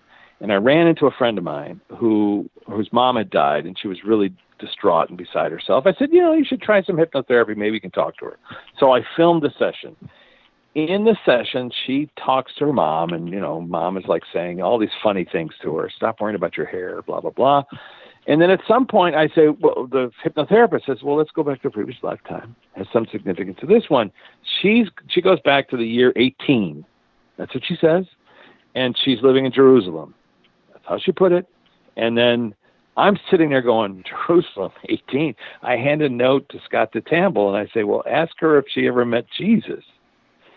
And in the course, Scott doesn't ask it directly, but he says, did you ever go out in public and see people talking? And she suddenly freezes and says, I'm standing 10 feet away from Jesus. And she describes him in tears. Her face turns beet red. She can't breathe. She's saying she's feeling this unconditional love coming from it. So it's a really profound, and it's on camera. I'm filming it. This is a friend of mine. I've known her for a long time. She used to work at the Playboy Mansion. It's not like, she's a religious person at all. But she remembers this lifetime knowing the dude. And Scott says to her, well, is there any way you can bring some of that lifetime to this one? Because in that life, she had no fear. Because knowing him and being a friend of his, he taught her, like, there's nothing that can harm you. And so she was able to bring that into this life, this memory from, way back when. Since then, and it's in Hacking the Afterlife, which is my fourth book, at some point, so many people that I know or have never met, both, would come to me and say, I have this recurring dream where I think I know Jesus. And then we would then explore it, where under hypnosis or not under hypnosis, I would say, so how do you know it's Jesus? Is he wearing a name tag? Yeah, sure, and right? They would then describe, they go, I just know it's him. And then they describe this guy. And what's interesting also is they're consistently talking about a guy, about the way he looks. Okay? Some, blue eyes at first, and then a little bit later on, they'll say, no, he's got brown eyes, and there's flecks of gold in them. Or there's like there's yellow colors. I hear this consistently. And then I started to ask him direct questions. Okay. And this was the first question I asked him. It was the third person that I was filming. And this was a medium. This was Jennifer Schaefer. And she's saying, I'm seeing Jesus. He's like across the hall. And then I said, well, ask him to come closer. And suddenly she turned beet red, started crying. She couldn't breathe. It's the third person that this happened to. I don't feel him. I'm just filming, right? So I go, can I ask you a question directly? He says, yes. And I say, why are you scaring the shit out of people, man? What's the matter with you? The last 3 times you've shown up, people can't breathe. They turn beet red and they start crying. Why are you doing that? And I asked it that way as a challenge, not because I'm a jerk, which I could be, but I asked it because then, you'll see what the answer is if they defend him, whatever. She said, he tells me that when he chose this lifetime, he brought more conscious energy than others, more of source energy, he said. I'm sorry. He said, I brought more of source than most people do. So when people were near me, they feel that incredible source energy of unconditional love, which was a logical answer. So I said, okay, well, can you stand back a little bit so we can have a conversation? And then I said, yeah, you probably had an effect on a lot of people, but not on the Romans. Yeah, right? Except they couldn't wait to throw you up on the centuries ground. Anyway, later. all I can tell you is, and I don't want to go down this path because it's too complex and it's too controversial, but it's all in hacking the afterlife. All I can say is I don't know how accurate this is, other than whoever this is consistently says the same things to each person that I ask questions to. And they're contrary to the text of the Bible about what happened to him, what his journey was. It's contrary. But that being said, when I then started to realize that he was talking the kingdom of heaven, he was talking about the flip side, now I've gone back and looked at the Bible, and I see that many of the things that he says about unconditional love, about loving people, about forgiving people, about forgiveness, is identical to the same dude that's reporting that when you call his name, quote unquote, when you call his name, doesn't matter where you are on the planet, you have a problem, he appears, he shows up, which is true, of course, of all your relatives if you call their name too. But in his case, let's say you have a near-death experience, you might not even be religious, but someone is sent to tell you it's not your time yet. You need to go back. He often is the dude who shows up. And why? Because when people see him, they immediately feel calm. They feel knowing, like everything's going to be okay. And then he says, it's not your time yet. You got to go back. And so people then, wake up and they're like, I saw Jesus. But the problem is then they put it into the blender of dogma of religious texts and stuff, and Son of God and right hand of the Father and all that stuff, which is fine. That's okay. That's their journey. I have no issue with that. But the most important thing the guy says consistently is unconditional love. If you can experience unconditional love. So where does that come from? I'll tell you. It's in It's a Wonderful Afterlife. I brought a jaded Hollywood film producer to a session. On the way there, she said, Richard, I don't believe anything that you've said about the afterlife. I don't think I can be hypnotized. I think this is all BS. I said, well, why are you doing a session? She said, my doctor said you're going to have an operation on your ovary, and it's probably good for you to do hypnosis. It'll help you relax. Okay. So we get to the session, and I say, well, look, before we go in, do you have any questions you might want to ask guides? And she said, I'm not going to find a guide. There is no. And I said, all right, but let's just pretend. She said, okay, what or who is God? That's my question. So now we go into the session. 15 minutes, she's recalling a lifetime that I was forensically able to find. And then she incredible stories of what she sees and does. And at some point now, she's with a guide. And the hypnotherapist, Scott, who doesn't know that she's a jaded skeptic at all, but he says, well, you got a question here. What or who is God? Can we ask your guide that question? And the guide says, oh, you humans, you always feel like naming something will help you understand it. But listen, God is beyond the capacity of the human brain to comprehend. It's not physically possible. That's what he said. And then he said, however, you can experience God by opening your heart to everyone and all things. Now, I filmed that, I recorded it, I put it in the book, and when I wrote it, when I transcribed it, I realized he's talking about an experience, not a person. He's talking about not a physical being. When you talk about skydiving, Mm-hmm. you can tell anybody what it's like, but it doesn't mean anything until they experience it. Yeah, you're falling and you're swimming and you're flying. Yeah, literally all of the above at the same time. Yeah. It doesn't even feel like falling, to tell you the truth. Sure, the world's getting larger, but that's not the feeling when you're in the air. But almost impossible to conceptualize unless you experience it, and then you know it. So what he's saying is you can know, quote unquote, God, the thing that you seek, that everyone seeks, let's say, by opening your heart to everyone. Okay, what's that? That's unconditional love. That means you can do no harm. Where do we find it? Sometimes between families, sometimes with kids and parents, sometimes. More often with pets. The dog or cat can do no wrong. I still love you. But On the flip side, people consistently say that's the experience they have when they go home. I feel unconditional love.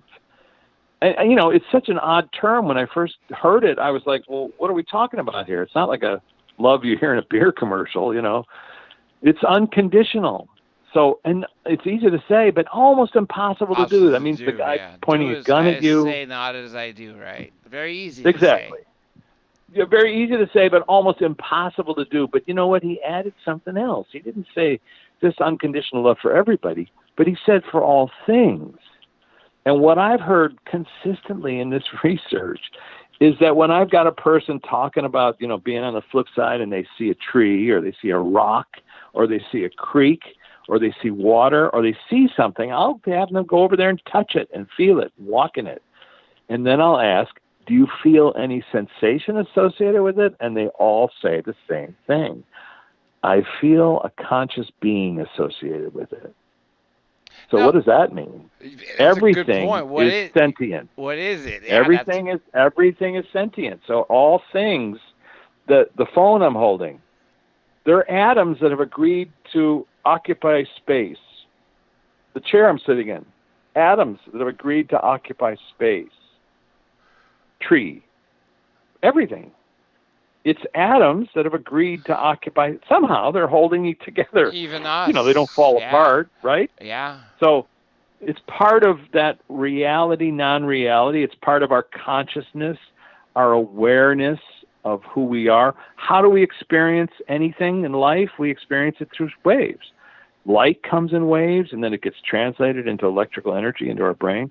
Sound, the same way. Taste, energetic things that go through our electrical system to an engram in our head that says the taste. All of us are involved with a virtual reality construct. Every single human on the planet. We agree that this is our construct, let's just say. And like you were saying, how other planets, the time is completely different. That's right. Well, we've got, years and months and all that stuff. And we've got, seasons and all those wonderful things about being on this planet. But if we were on another planet, we wouldn't have the same constructs. They would be slightly different. They would be whatever the physical, there's other realms, there's other universes, where people have described lifetimes that are completely underwater. Wow. People have described lifetimes that are almost mirror images to Earth, but not Earth. Some kind of a other place that's Earth-like. That's not here. Anyway, the point being, we talk about this stuff as if it's undefinable. And what I'm trying to say is, as the guy said, God is beyond the capacity of the human brain to comprehend. It's undefinable. It's not physically possible, he said. However, and he didn't say he is, indefinable. He just said God is not capable of being defined. However, you can experience God. So if you're going to, if you think of God as a nexus or a light source or the ocean of water, if you think of, the ocean of all the molecules that are water, well, each cup of water is who we are, our friends and family and members and all that stuff. That's a cup of water. We only bring about a third of that water to a lifetime. But the molecules of the water are identical to the molecules in the ocean. And if you could access all of the molecules simultaneously, you'll have an epiphany, which is, I've also interviewed quite a few people who have this experience of being connected to everything at the same time for a short amount of time. Might be a day or two, might be an hour, might be a minute. Mario Beauregard, a scientist who had this experience when he was 12, and that's why he grew up to become a neuroscientist, because he wanted to know why he suddenly felt connected to everything. So you know how water works? If you got a pool of water and you throw an electrical current in, it's not a wave. All the molecules feel the electricity simultaneously. That's why, people get fried in a bathtub. But all the molecules conduct the electricity simultaneously. It doesn't move like a wave. So that's a little bit what consciousness is.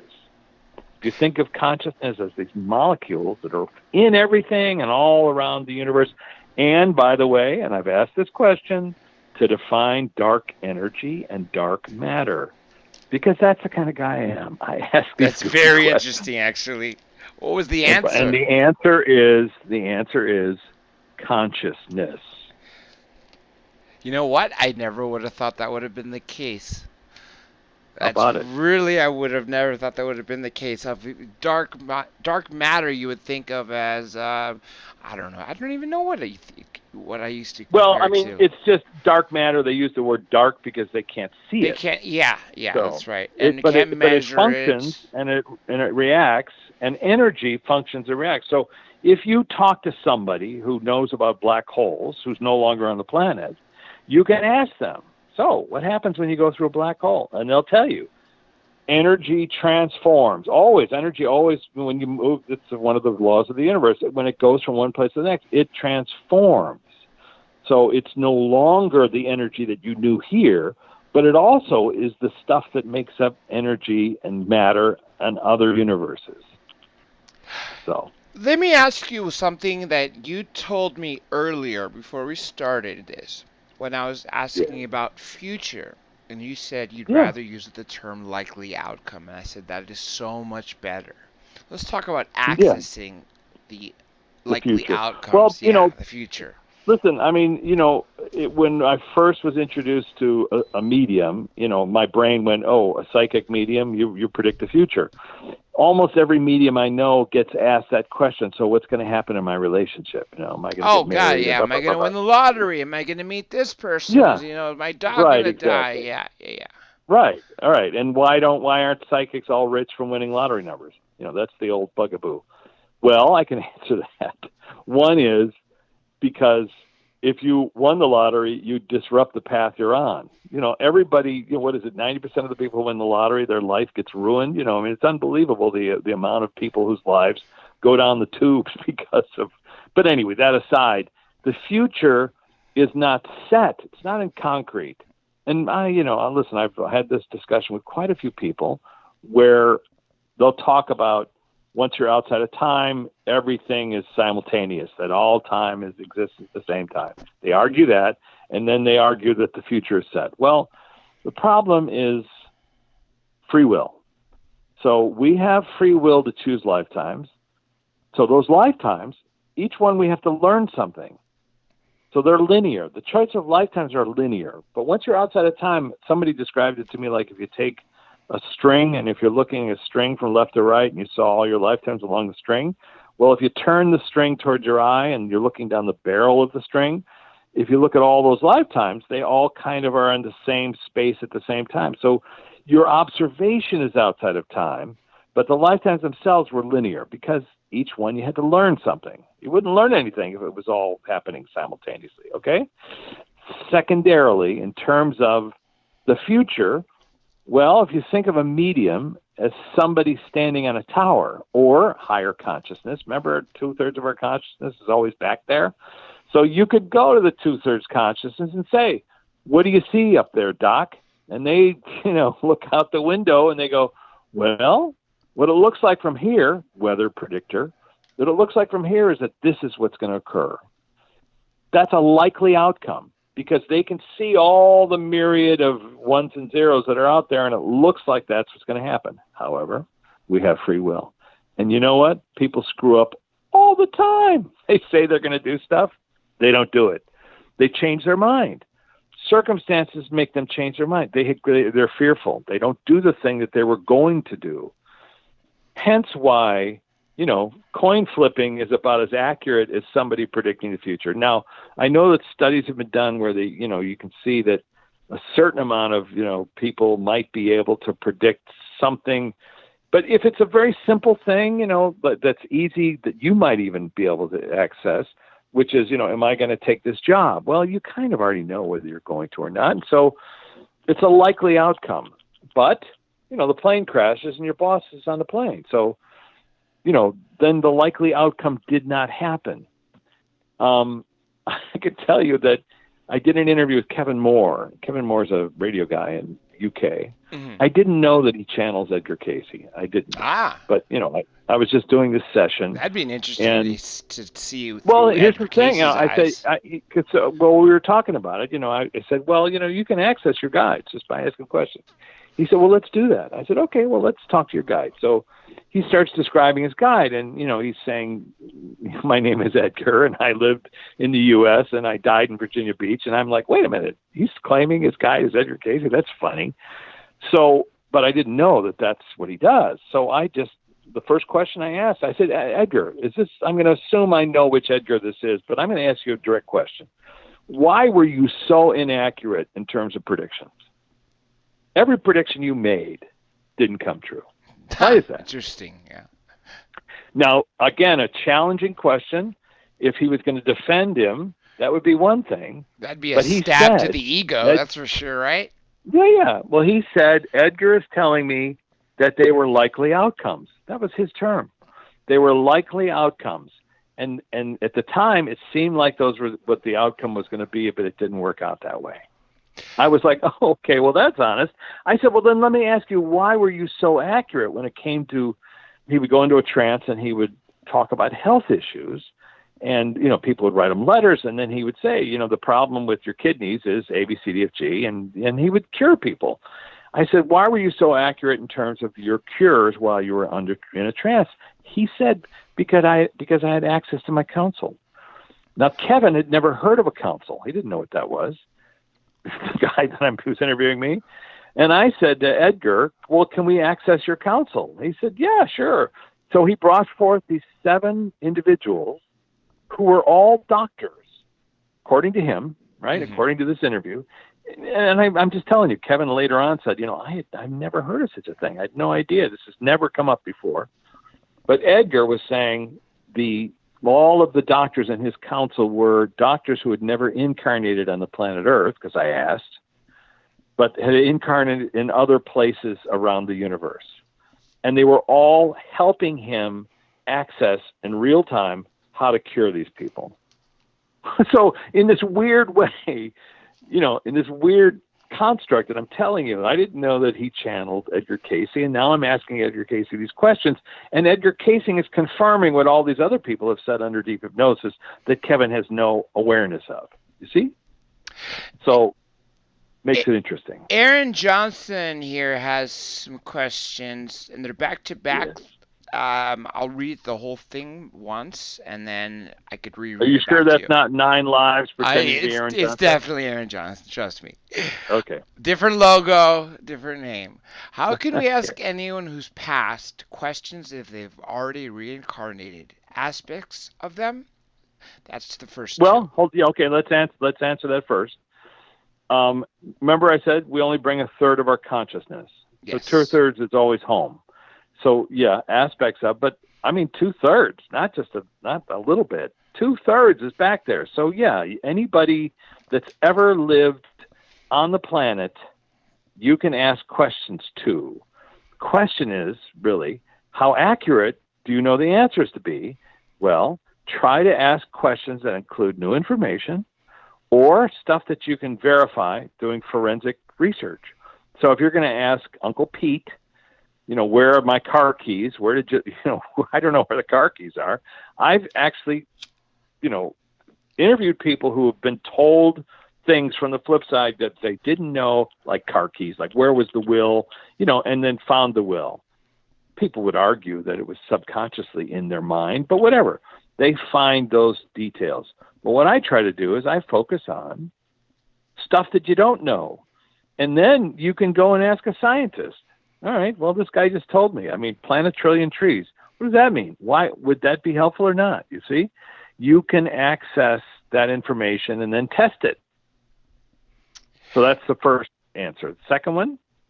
Does this explain the theory of us being off different timelines simultaneously? Well, remember what I was saying? If we were different timelines simultaneously, we wouldn't learn anything. That's right. If you signed up a lesson to, you said they had to be linear. They're linear. So yeah. So let's, when you access a previous lifetime, you can go back, and then you can see like the journey, right? And you can see what happened, and then you can ask the question: so why did I choose that lifetime? Why did I choose this lifetime? And what's the theme? What do they have in common? So that becomes a whole nother subject, which is if you're accessing a lifetime where you were a slave somewhere, and then you say, well, why are you remembering this? Why are you being allowed to access this memory? And now you see, oh my gosh, the same people, the same kind of people are in my life now. I'm a slave now. I'm experiencing the same kind of, I got to stop doing this. I don't want to be a slave anymore. And so I'm going to quit. Or I'm going to tell these people to stop treating me like a slave. Because I've seen it before. You see? So that's why everything is linear in terms of your lifetimes.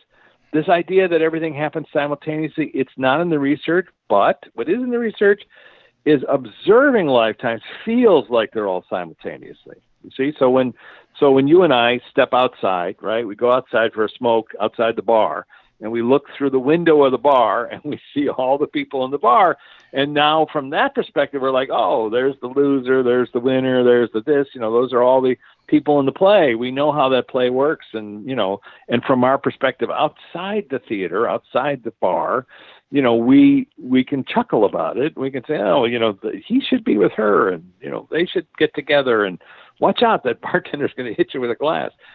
And now we go back in the bar, and we're back in it, right? We go back into a lifetime. We're now in the bar, and stuff's happening, and glasses are flying, and whatever, people are shooting each other with 6-shooters, whatever's going on.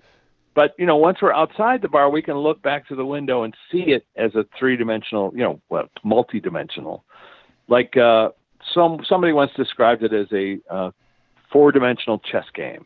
And if you're looking down at the 4-dimensional chess, you would see that the thing that happened to you in a previous lifetime, maybe 5 or 6 lifetimes ago, pays off 5 lifetimes later. Because, one example was, let's say you were a drug addict back in the 1800s. And then you had these different lifetimes, but now this lifetime you're a doctor. But because you've had the experience of drug addiction and you know what that's like, now you can be a doctor, or you can be a counselor. You can help people because you understand it from a more visceral. I've heard this from people who said, the reason I got cancer in that lifetime was so that I could learn from that experience and become a healer in this life, to understand how energy creates certain, obstructions. That's a real, I was talking to someone earlier today, and that's a real crappy way to go. Years of pain and suffering, at that point, I would think just, where's Dr. Kevorkian, or give me that damn bullet instead, well, you know what I mean? Dude, I'm just saying, you're focusing on the microcosm, and I'm talking about the macrocosm, which is, yeah, we could talk about that, but you know what? In that lifetime where you had cancer, you also made people fall in love, and you made people happy, and you made incredible things. I'll give you an example. So this one of the first people I met in this research, I shook this guy's hand. I was in London, and something in my head said, this is why you're in London. And I was there for some film project, and it didn't pan out. But I remembered that sentence, and so I stayed in touch with this guy. And at some point, he was the one who turned me on to Michael Newton's work, and he did a session. And in this session, he remembered a lifetime in Boston in 1840 where he was a banker, and he knew this woman. And she had died, and then he had sort of drank himself to death. That's what he remembered. So but he recognized the woman as somebody he had met in this life, right back in the 60s, somebody he had dated. But there she was in that lifetime as the love of his life. So I said, well, are you still friends with her? And he said, yeah, I am. I said, well, let's try an experiment. So I found a hypnotherapist in this country, in Boston, where she lives. She didn't know anything about his session or anything that happened to him. And she went to a hypnotherapist. The hypnotherapist did nothing about what we were trying to experiment. And she had the identical past life memory, being married to him back in 1849 in Boston. So when you see your lifetime more as a novel than like a stressful thing, each chapter has got a lot of fun stuff in it. There's a lot of adventures, but there might be one little key sentence within that whole chapter, which is, yeah, I got cancer and I got sick and, whatever. Look, I'm not going to belittle that in any way, But when you generally, when something happens to you and you pass away, I mean, what's the course of how long is it within hopefully it's, a short amount of time. It might be 1/10 of the life, let's say. Or it might be just an event, getting hit by a car. That's just one moment. But when you look at it through your whole novel of your life, it's a you get all tiny kinds of things, great. right? Yeah, I was going to say it's just a drop in the bucket. Drop in the bucket. Ben Trotman, do you believe we choose our life before being born? If yes, why? Okay, Ben. So back to that syntax. I don't believe it. I have examined the data of it. So is it consistent? Yes. Have I had the experience of, I've filmed, like I said, I've filmed over 50 people doing deep hypnosis, past life regression, memories, and between life sessions. But I've also done six myself, and filmed them, and they're transcribed and put in my books. So I've had the visceral experience of actually recalling a lifetime, not believing that I could recall it, and then doing the forensic research and discovering, oh my gosh, exactly what I thought happened did happen.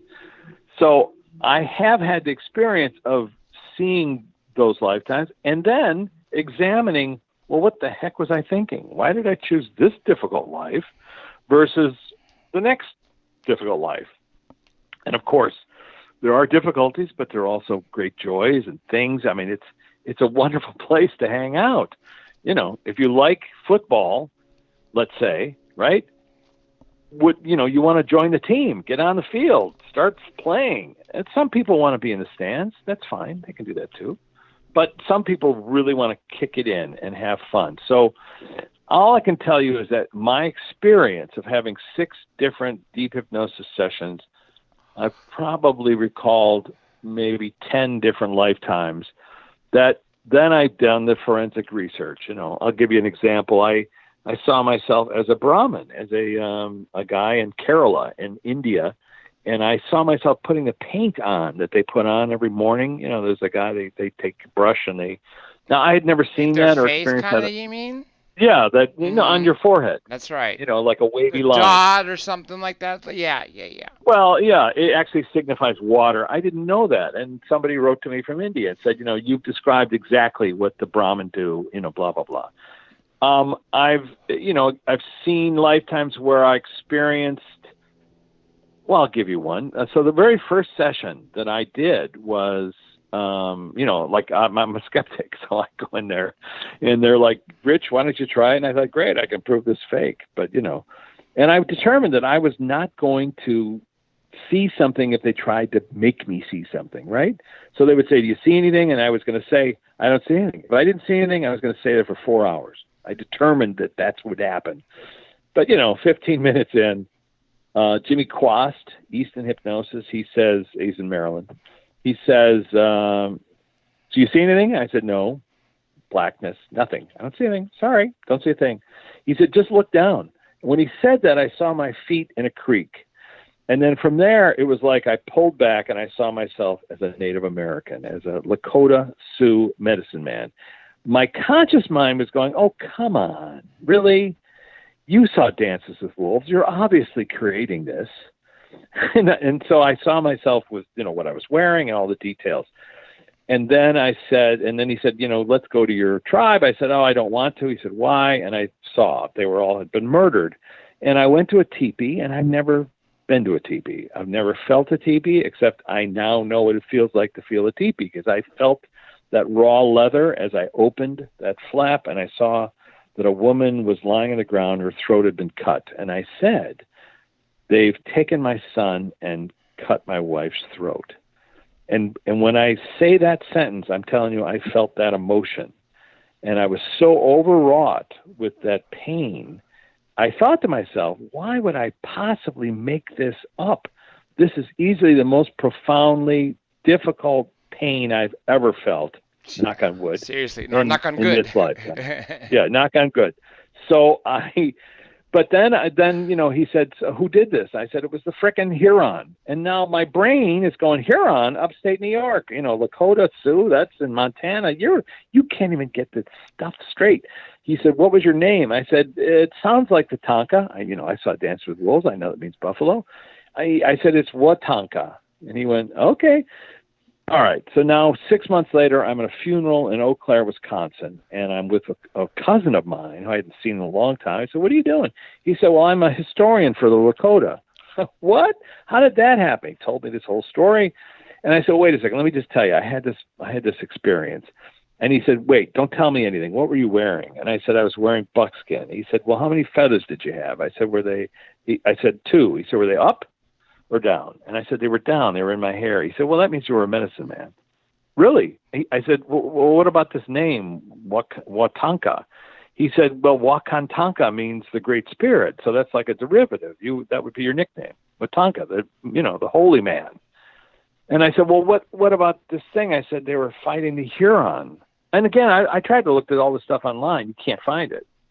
But, if you do the forensic studies, you can, which I have since. But he said, you're sitting in the spot where the Huron and the Sioux fought for 60 years, Eau Claire, Wisconsin. Not something I was consciously aware of, but later turned out to be accurate. So, yeah, you can do that forensic research and discover things that happened in the past. What's the value of that? Well, it has to do with realizing why I chose that life, chose that experience, closer to Earth, great friends. I mean, now whenever I see something about the Lakota, believe me, I focus on it. I hear it. The things that I see now, it's like a memory, like a foggy memory. The more you find the detail, the more it becomes clear. I listen to Lakota singing, and my brain goes, oh, that means, blah, blah, blah, and I look it up. Oh, my God, it means something like that. I'm just saying you can, it sounds delusional, but I can tell you is you can look this stuff up, and you can do the forensic research, and if it doesn't pan out, if it's completely false and fake, then you got to at least acknowledge I wasn't meant to know whether I was supposed to, a previous lifetime. This is a good final conclusion. Final? No way. You told me we had 2 weeks to talk. Right? This is a good question, actually. Something I was thinking about all along, to tell you the truth. Even before we started, it has always been in my mind. Does the cycle ever end? Do we ever learn enough? So that we turn to nirvana? Well, it's a great question, and the answer is no. Well, and the answer is yes. Infinite lives, yes then. And no. I like to say the answer is both, yes and no. But here's the thing. We live in a linear world. You know that. We live in a beginning, middle, and an end world, right? That's our journey. The sun comes up, the goes down. Yeah, we got fall weather. Start coming. Blah, blah, blah. Exactly. Fall. The snow. Yeah. We don't get the snow here, though. And we see the world in terms of hierarchy. Oh, he's richer. Oh, he's more famous. Oh, his career. Oh, the ladder, all that stuff. Vanity, beauty. Oh, that person's beautiful. Whatever. We have this delusional idea of what reality is, which has to do with hierarchy. Okay, so in terms of our journey here, each time we come here, we go back into that filtered experience. So we're experiencing that filtered experience of hierarchy and all that other stuff. But your higher self, remember the 2/3 that's back home? That's observing what you're doing. And so you might learn something really profound in that lifetime, like a difficult classroom. So you learn that thing. And so remember what I was saying, how the guide said your life is like a big giant canvas, and that at the end there's this incredible, magnificent portrait of a soul? That's you. Whatever that is, it's my canvas. Each person has their own canvas. So what happens when you graduate? That's the question, right? Yeah, when you literally graduate from all your lifetimes. When you've been through enough experiences, good and bad, yeah. What is the next That's right. step? And remember what the guide said? You become a guide. You are someone else's servant or And so think counselor. about it. Counselor. You look over all of their lifetimes. Everything they do, every goofy mistake they make, every drooling, burping thing that they do. So you're now helping somebody else. You become the And flip side. And that's right. And sometimes they'll ask you, would you incarnate with me in this lifetime? If you play the role of my grandfather, I'll really learn this lesson. And you can say yes. You can choose to come back even though you're a guide. Now, guides have counselors. Guides have guides. Councils have counselors, and counselors have guides. It keeps going up the tree. So let's say you've stopped incarnating. You've had all your lifetimes, and you become a guide, and now you're just helping other people, right? But you have a guide who may be on a council somewhere, helping out. And this is one of the things I learned is you can go to council members and say, how many councils do you sit on? And they'll tell you, some say 4, 10, 20, some say 10,000, some say a number beyond you can ever imagine. So those people are working with other people that aren't you, right? They're working with other people in other realms even. Council members who then help this person who has passed away, and now they come before the council, and this counselor is helping them access their entire lifetime, all the good things they did, all the bad things they did, all the things that have caused pain and suffering. You experience that pain and suffering in a first-hand experience. So it's not like you don't suffer when you get to the flip side. You suffer because you hurt somebody else, and you experience their pain, but firsthand, as if you experience the pain. So that's problematic. But there's other people who experience joy on a very consistent basis because they've helped bring joy into so many other people's lives. So they get to experience all that. But ultimately, you think about, well, are we going It's like up the a ladder? definition of karma that other people say, literally, what you just Well, said. only the difference is with free will, because we choose the lifetimes, you see. Karma dictates that the life is given to you or chosen for you because you sinned or you have baggage or you can't solve this problem. It is karma in the sense that you're choosing it. Yeah, you're choosing that energy to experience it so you can learn from it. I'm going to choose. So I was talking about this with Jennifer today. We were talking about how so many different. She recalled a lifetime where she was dunking witches. Wow. Back in Salem. Salem, yeah, So 1600s. I've met people who are mediums who remember a lifetime where they were burned at the stake for being a medium, right? Mm-hmm. But they worked both sides of the fence. So then they had a lifetime where they were the persecutor. They were the priest who put a nun to death. We play both sides of the fence constantly. But do we learn stuff? Well, yeah, eventually. Do we get up to the tree so that we can dissolve into a pool of nothingness? That sounds kind of boring, doesn't it? We come here because it's fun. We forget that it's fun. We spend so much time suffering. Oh my God, I can't pay the rent, whatever. Oh, I've got an illness. I can't get. I got a cough. But there's tons of fun. The sun is up. You can go sit in the ocean. You can go walk in the ocean. You can go sit in the ocean and float. I mean, you can have experiences that you can't have on the flip side because they're tactile tactile things. You can kiss somebody here. You can hold a hand. You can hold a child in your arms. Those kinds of things, you can experience it in a different way over there, mental way, but the tactile sensation of holding somebody, that's here. So if you think about it, like, could you fill up enough of those experiences to be done with it? Not me, no. You give me the bingo. good. Thank you. There's always a piece of popcorn out there I haven't tasted. That's or true. a slice of pizza or a cappuccino I haven't had. And I'm looking for it. I want to find that pizza and that cappuccino and just keep doing that until I kick the bucket. Yeah. Then I get back with my and friends. then go back and do it say, again, right? Yeah, I go, come on, dude, let's knock on the good. Let's get back there and have some fun and mix it up. Let's talk about where people can find both your book, and I know you have a movie on Amazon and Gaia. I got two. So, see, I'm yeah. wrong. So here's the deal. All right, so if you're looking for me, just richmartini.com. Martini Prods at YouTube. Sorry, it's a goofy name. I just chose it. I should have picked something else. But anyway, Sticks Martini out, though. Prod Yeah. Productions at YouTube has got maybe 40 of my book talks, so you don't have to pay anything to watch that stuff. The books are everywhere. So you've got Flipside, A Tourist Guide on How to Navigate the Afterlife. That was the first book. Then It's a Wonderful Afterlife, book 1 and 2. Then Hacking the Afterlife, which has got some really wild stuff in there, but that's huge. That's a big one. Recommended. I also do the Audible, so it's me talking.